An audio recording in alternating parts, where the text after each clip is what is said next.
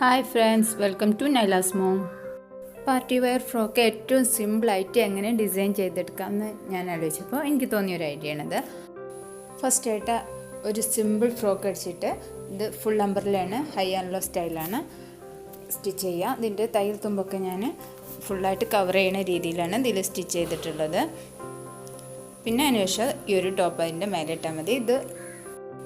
ഇതിന് ഞാൻ ഓഫ് ഷോൾഡറിൻ്റെ കട്ടിംഗ് ആണ് യൂസ് ചെയ്തിട്ടുള്ളത്, അതുകൊണ്ട് തന്നെ വളരെ സിമ്പിളാണ്. ഇതൊരു 3 years ഓൾഡ് വരുന്ന ബേബിക്കുള്ള മെഷർമെൻറ്റ്സ് ആണ്.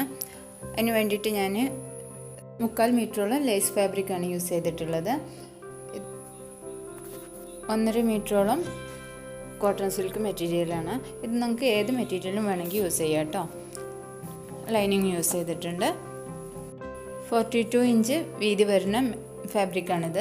അപ്പോൾ അതേ 42 ഇഞ്ച് ലെങ്ത്താണ് ഞാൻ എടുത്തിട്ടുള്ളത്. അത് 4ആയിട്ട് മടക്കിയിട്ടിട്ടുണ്ട്. അപ്പോൾ നമുക്ക് 21 ഇഞ്ച് കിട്ടും. ഈ കോർണറിൽ വെച്ചിട്ട് നമുക്ക് ടാപ്പ് ഇതുപോലെ പിടിച്ചിട്ട് മാർക്ക് ചെയ്യാം. ശേഷം കട്ട് ചെയ്യുമ്പോൾ നമുക്കൊരു ഫുൾ റൗണ്ട് പീസ് കിട്ടും. ഒരു 4.5 വയസ്സ് വരെയുള്ള കുട്ടിയൊക്കെ നമുക്ക് ഈ ഒരു മെത്തേഡ് യൂസ് ചെയ്തിട്ട് ഹൈ ആൻഡ് ലോ കട്ട് ചെയ്യാൻ പറ്റുള്ളൂ. അപ്പോൾ നമുക്ക് ഫുൾ റൗണ്ട് കിട്ടണമെങ്കിൽ അല്ലെങ്കിൽ നമുക്ക് ജോയിൻ ചെയ്യേണ്ടി വരും. ഓക്കെ, ഇത് 4ആയിട്ട് നമ്മൾ വീണ്ടും ഇതുപോലെ മടക്കിയിട്ടിട്ട് നമുക്കൊരു 2.5 ഇഞ്ച് താഴ്ത്തിയിട്ട് ഇതുപോലെ മാർക്ക് ചെയ്യാം. എന്നിട്ട് ഒരു സ്ട്രൈറ്റ് ലൈൻ വരക്കാം.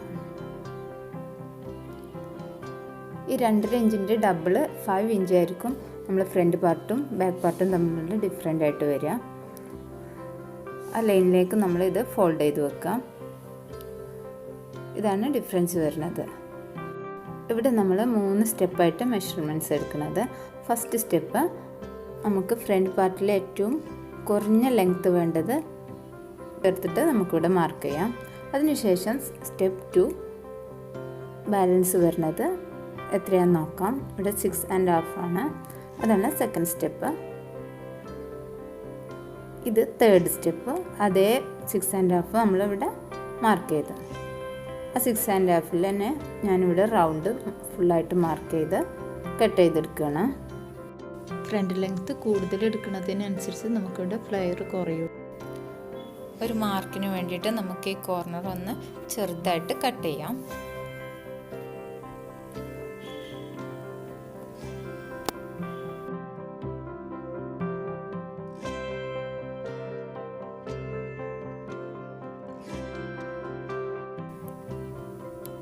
ഇതുപോലെയാവും നമുക്ക് ഫൈനലായിട്ട് കിട്ടുക. ലൈനിങ് നമുക്ക് നോർമൽ അംബ്രല്ല കട്ടിൽ ഇതുപോലെ കട്ട് ചെയ്തെടുക്കാം. ഇനി അംബ്രല്ല കട്ടായില്ലെങ്കിലും കുഴപ്പമൊന്നുമില്ല. യോക്ക് പാർട്ട് നമുക്ക് നോർമലായിട്ട് കട്ട് ചെയ്തെടുക്കാം. സാധാരണ ചെയ്യണ പോലെ തന്നെ നമുക്ക് കട്ട് ചെയ്തെടുക്കാം. ശ്രദ്ധിക്കേണ്ട കാര്യം എന്താണെന്ന് വെച്ചാൽ നമ്മൾ യോക്ക് പാർട്ടിൻ്റെ ലെങ്ത് ഉണ്ടല്ലോ, അത് നമ്മൾ മാക്സിമം എടുക്കണം. അതായത് ലോ വേസ്റ്റ് ലെങ്ത് എടുക്കാം. സെയിം അളവിൽ തന്നെ ഞാൻ ലൈനിങ്ങും കട്ട് ചെയ്തെടുത്തിട്ടുണ്ട്. രണ്ടിലും ഞാൻ നെക്ക് കട്ട് ചെയ്തിട്ടുണ്ടായിരുന്നില്ല. ലൈനിങ്ങിൽ നമുക്കിത് ഈ ഒരു ഡിസൈനിലാണ് ഞാൻ സ്റ്റിച്ച് ചെയ്യുന്നത്. അതുകൊണ്ട് ഞാനിതാ ഇതുപോലെ കട്ട് ചെയ്തിട്ടുണ്ട്. കട്ട് ചെയ്ത് മാറ്റിയിട്ടില്ല കേട്ടോ. ഇനി നമുക്ക് ഫ്രണ്ട് പാർട്ടിലേക്ക് ഈ ലൈനിങ് ഇതുപോലെ ചേർത്ത് വെച്ചിട്ട് നമുക്ക് ഈ കട്ട് ചെയ്ത നെക്കിൻ്റെ ചുറ്റിലും അതുപോലെ തന്നെ ആം ഹോളും ചേർത്ത് സ്റ്റിച്ച് ചെയ്ത് കൊടുക്കാം. ബാക്ക് പാർട്ടും അതുപോലെ തന്നെ ചെയ്യാം. നെക്ക് പാർട്ടും സ്റ്റിച്ച് ചെയ്തിട്ടുണ്ട്, ആം ഹോളും സ്റ്റിച്ച് ചെയ്തിട്ടുണ്ട്. ഇനി നമ്മൾ നെക്കിൻ്റെ ഉൾഭാഗം നമുക്ക് കട്ട് ചെയ്ത് ഒഴിവാക്കി കൊടുക്കാം. ഇത് സാധാരണ പോലെ തന്നെ തയ്യൽ തുമ്പിൽ നമുക്ക് ഇതുപോലെ കുഞ്ഞു കുഞ്ഞു കട്ടിങ്സ് ചുറ്റിലും കൊടുക്കണം. എന്നാൽ മാത്രമേ നമ്മൾ ശരിയാക്കി ഇടുമ്പോൾ ചുളിവില്ലാണ്ട് നിൽക്കുള്ളൂ. നമുക്ക് ഈ ഫ്രണ്ട് പാർട്ട് മാത്രം നേരെയാക്കിയിടാം. തയ്യൽ തുമ്പ് കവർ ചെയ്യാൻ വേണ്ടിയിട്ടാണ് ഇങ്ങനെ ചെയ്യുന്നത്. നിങ്ങൾക്ക് വേണമെങ്കിൽ നോർമലായിട്ട് സ്റ്റിച്ച് ചെയ്യാം. ഇങ്ങനെ ചെയ്യുമ്പോൾ ഒന്നും കൂടി പെർഫെക്റ്റ് ആയിട്ടിരിക്കും. ഓക്കെ, ഈ ഭാഗമൊക്കെ നല്ല കറക്റ്റായിട്ട് തന്നെ വേണമെങ്കിൽ ഒന്ന് അയൺ ചെയ്യാം. അതിനുശേഷം നമ്മളെ ബാക്ക് പാർട്ടിലെ ലൈനിങ് ഇതുപോലെ മാറ്റി വെച്ചിട്ട് നമ്മുടെ നല്ല തുണി ഫേസ് ടു ഫേസ് ആയി വരുന്ന വിധത്തിൽ വെച്ച് ഇതുപോലെ ചെയ്തെടുക്കാം.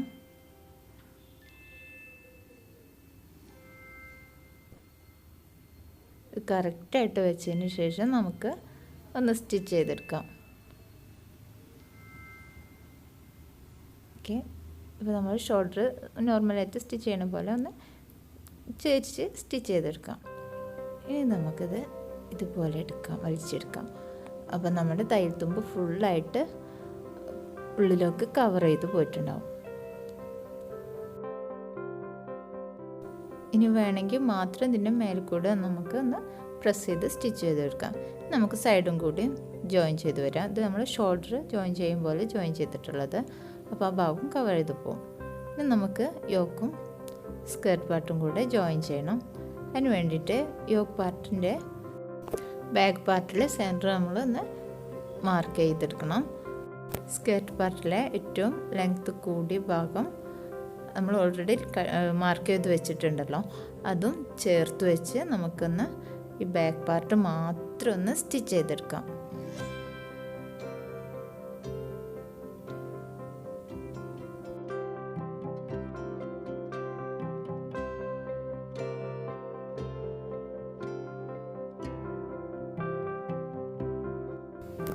അപ്പോൾ ഇതാ നമുക്കിത് ഇതുപോലെ കിട്ടും.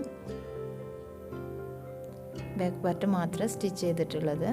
ഇനി ഇത്രയും ഭാഗം നമുക്ക് എക്സ്ട്രാ ഉണ്ട്. ഇതിൽ നമ്മൾ ഫ്രണ്ട് പാർട്ടിൽ സെൻറ്റർ ഇതുപോലെ ജോയിൻ ചെയ്ത് വെക്കാം. ഒന്ന് പിൻ ചെയ്ത് വെച്ചാൽ മതി. ഇനി ഈ ലെങ്ത് മുഴുവൻ നമുക്ക് ഫ്രണ്ട് പാർട്ടിലേക്ക് ഞൊറിവ് കൊടുത്തിട്ട് സ്റ്റിച്ച് ചെയ്തെടുക്കണം. അതിന് വേണ്ടിയിട്ട് ആദ്യം സെൻറ്ററിൽ നിന്ന് 1 ഇഞ്ച് മാറി ആദ്യം ഒന്ന് മാർക്ക് ചെയ്യാം. അതിനുശേഷം 1.5 ഇഞ്ച് മാറിയിട്ട് ഒന്നും കൂടെ വീണ്ടും 1.5 ഇഞ്ച് മാറിയിട്ട് ഒന്നും കൂടെ മാർക്ക് ചെയ്ത് കൊടുക്കാം. ഇനി ഈ ഓരോ മാർക്കിൽ നമുക്ക് ഈവനായിട്ട് ഇതിങ്ങനെ ഞൊറിവ് കൊടുത്തിട്ട് ഒന്ന് പിൻ ചെയ്ത് വെച്ചിട്ട് നമുക്ക് സ്റ്റിച്ച് ചെയ്ത് തരാം. 2 സൈഡും നമ്മൾ ഇതുപോലെ തന്നെ ചെയ്യാം.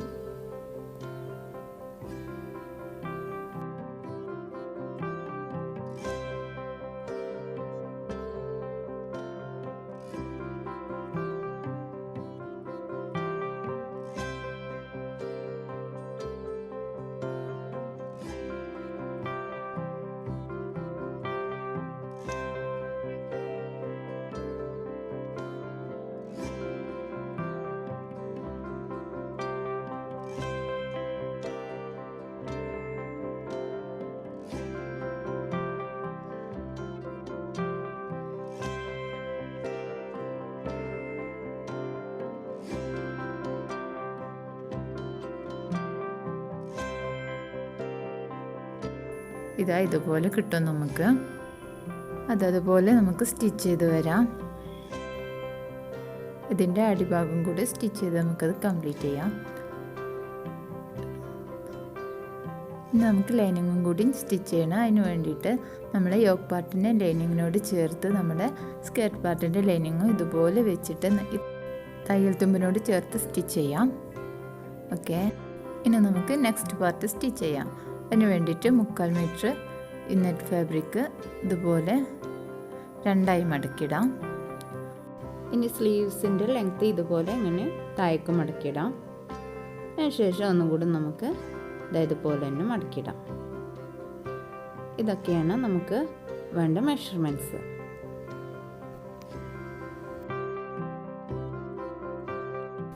അപ്പോൾ ഈ ഒരു മെഷർമെൻറ്റ്സിൽ ഞാനിത് കട്ട് ചെയ്തെടുത്തിട്ടുണ്ട്. യോക്ക് ലെങ്ത്ത് എന്ന് പറയുന്നത് നമ്മളെ ഫ്രോക്കിൻ്റെ യോക്ക് പാർട്ടിൻ്റെ ലെങ്ത്താണ്. അതിനേക്കാൾ ഒരു 5 ഇഞ്ച് കൂടെ കൂടുതൽ വേണം.